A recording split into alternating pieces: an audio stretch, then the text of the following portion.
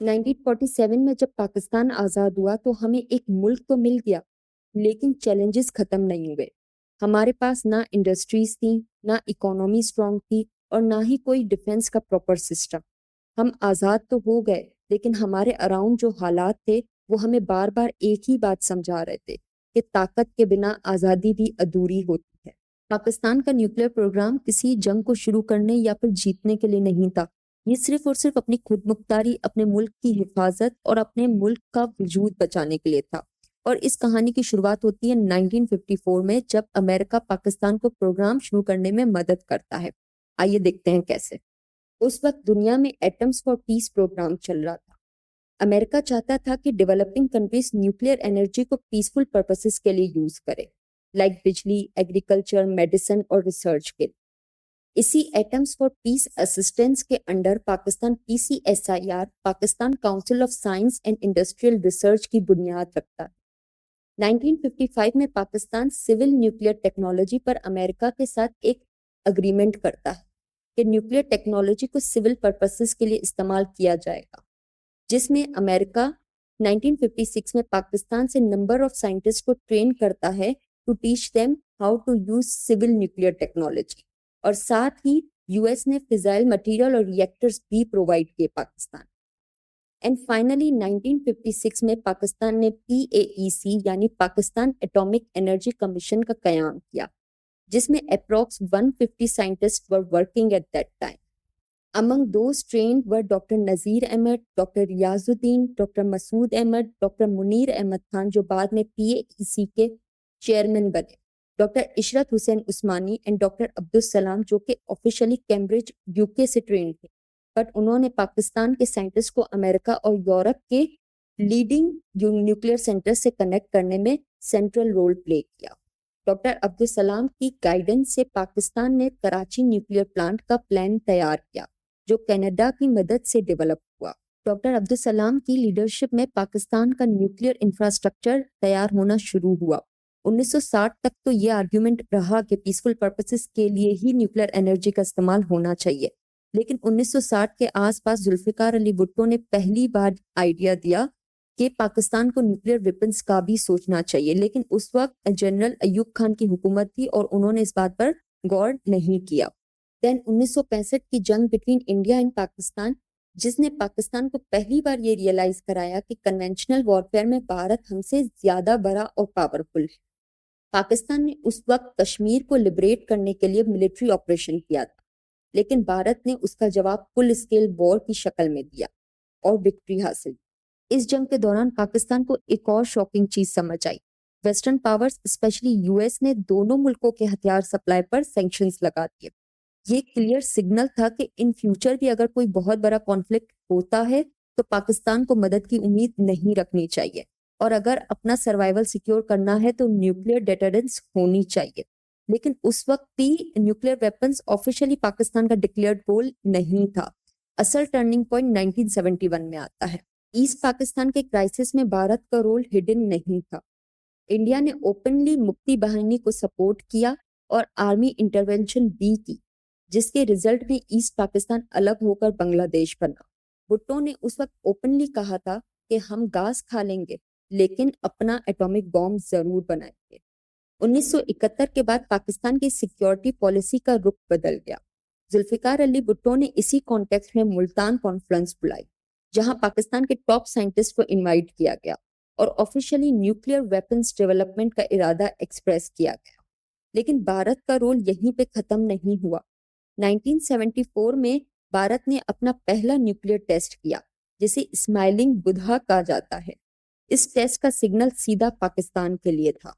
इसी प्रेशर के तहत पाकिस्तान ने इनरिचमेंट टेक्नोलॉजी हासिल करने और न्यूक्लियर वॉरहेड डिजाइन पे फोकस्ड काम स्टार्ट कर दिया। पाकिस्तान ने पहले फ्रांस के साथ न्यूक्लियर रीप्रोसेसिंग प्लांट का एग्रीमेंट साइन किया, लेकिन भारत के न्यूक्लियर टेस्ट और इंटरनेशनल प्रेशर की वजह से फ्रांस ने यह एग्रीमेंट कैंसिल कर दिया, बिकॉज इस प्लांट से प्लूटोनियम भी एक्सट्रैक्ट किया जा सकता था। लेकिन पाकिस्तानी साइंटिस्ट और डिप्लोमेट्स प्रोक्यूरमेंट नेटवर्क के जरिए दुनिया भर से छुपके इक्विपमेंट अरेंज करते थे। जर्मनी, बेल्जियम, स्विट्जरलैंड, हर जगह से सीक्रेट तरीकों से पार्ट्स लेकर आते थे और काम शुरू कर दिया। اسی پلوٹونیم روٹ پر کام کرنے میں ڈاکٹر عبدالسلام نے ارلی نیوکلیئر ریسرچ کو سائنٹیفکلی سپورٹ کیا، لیکن 1974 کے بعد پاکستان کی پارلیمنٹ نے احمدی کمیونٹی کو غیر مسلم قرار دے دیا، جس کے پروٹیسٹ میں ڈاکٹر عبدالسلام نے بھی اپنی پوسٹ سے ریزائن کر دیا، کیونکہ وہ خود بھی اسی کمیونٹی کا پارٹ تھے۔ اسی لیے ان کا نام پاکستان کے آگے نیوکلیئر پروگرام میں نہیں آتا ہے، لیکن فاؤنڈیشن انہی کی مدد سے لگی۔ پھر انٹری ہوتی ہے ڈاکٹر عبدالقدیر خان، جو یورپ میں یورینکو انریچمنٹ پلانٹ میں کام کر رہے تھے۔ انہیں سمجھ آ گیا تھا کہ پاکستان کو انریچمنٹ کی ضرورت ہے۔ انہوں نے پرسنلی ایک لیٹر ذوالفقار علی بھٹو کو لکھا کہ وہ یورینیم انریچمنٹ ٹیکنالوجی حاصل کر کے پاکستان کو بوم تیار کر کے دے سکتے ہیں۔ بھٹو نے فوراً ان کو پاکستان بلایا۔ پہلے وہ PAEC Pakistan atomic energy commission کے انڈر کام کر رہے تھے، بٹ آپسی اختلافات کی وجہ سے 1976 میں عبدالقدیر خان کے لیے سیپریٹ کہوتا ریسرچ لیبورٹریز قائم کی گئی، بیکاز PAEC پلوٹونیم پہ فوکس تھا، اینڈ فرانس اگریمنٹ کینسل ہونے کے بعد کام رک گیا تھا، جبکہ doctor Abdul Qadeer Khan uranium enrichment کا سپورٹر تھے۔ بعد میں PAEC نے بوم ڈیزائن پر کام کرنا شروع کر دیا تھا۔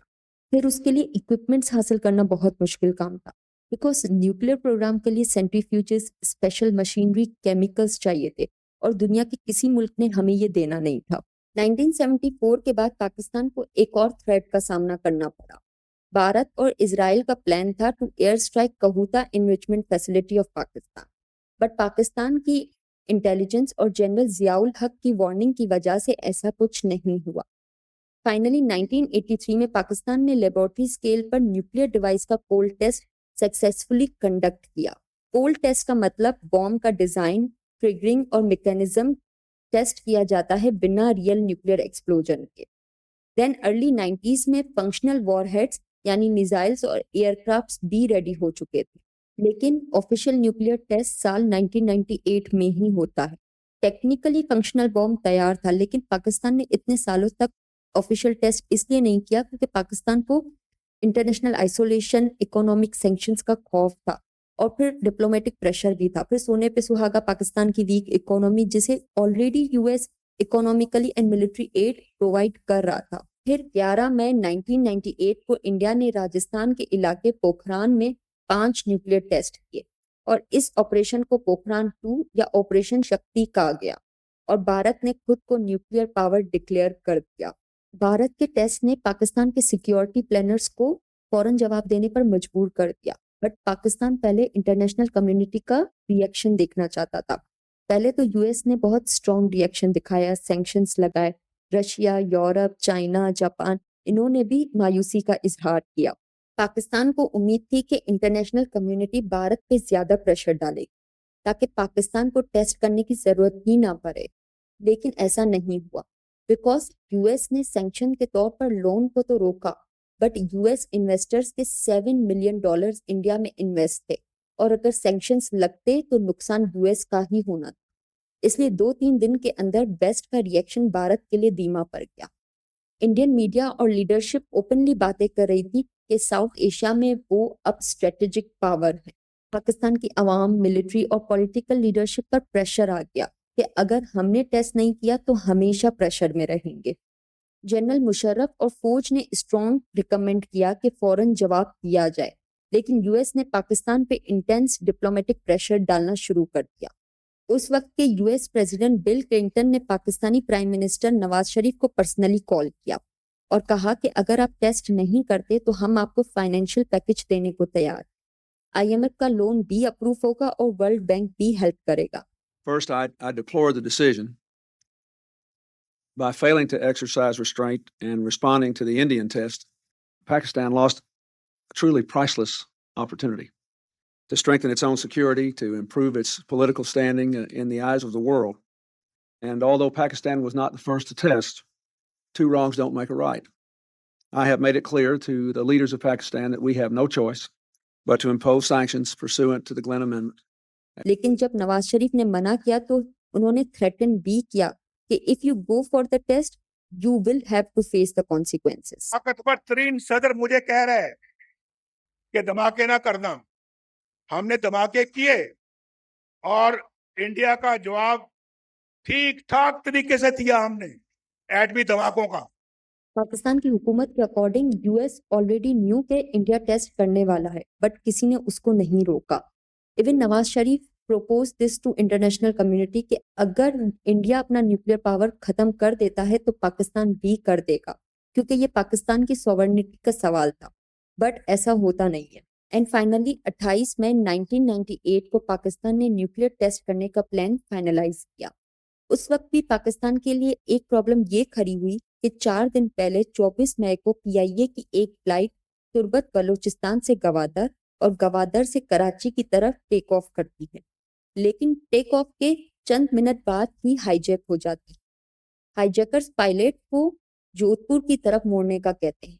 जोधपुर इंडियन टेरिटरी का पार्ट है, but pilots and Pakistani officials के साथ मिलकर प्लेन को हैदराबाद सिंध में लैंड कराया जाता है। नेगोशिएशंस एंड सक्सेसफुल ऑपरेशन के तहत उन हाईजैकर्स को जिंदा पकड़ा भी जाता है, एंड पाकिस्तान के अकॉर्डिंग दे वर रो एजेंट्स। थर्सडे मई 28, 1998 को फाइनली पाकिस्तान बलूचिस्तान के चागी हिल्स पर 3:16 पर 5 एटॉमिक ब्लास्ट करता है और उसे चागी 1 का नाम दिया जाता है। 30 मई को एक और न्यूक्लियर टेस्ट किया जाता है और उसे चागी 2 का नाम दिया जाता है। इस तरह पाकिस्तान भारत से स्टेलमेट का अनाउंस करता है और खुद को न्यूक्लियर पावर डिक्लेयर करता है। इवन दो इसके बाद पाकिस्तान ने कई कॉन्सिक्वेंसेस फेस किए। जर्मनी, यूएस और इवन स्वीडन जैसे मुल्कों ने भी पाकिस्तान पर सैंक्शंस लगाए। पाकिस्तान का ओवरऑल कर्जा $32 बिलियन तक पहुंच गया। आईएमएफ और वर्ल्ड बैंक ने भी लोन्स और ट्रांजैक्शंस रोक दिए, लेकिन फिर भी पाकिस्तान की अवाम, पाकिस्तान की पॉलिटिकल लीडरशिप और फौज का एक ही कंसेंसस था कि इकोनॉमिक मुश्किलात वक्ती तौर पर होते हैं, लेकिन अगर एक दफा स्ट्रेटेजिक बैलेंस खो देते तो फिर वो कभी वापस नहीं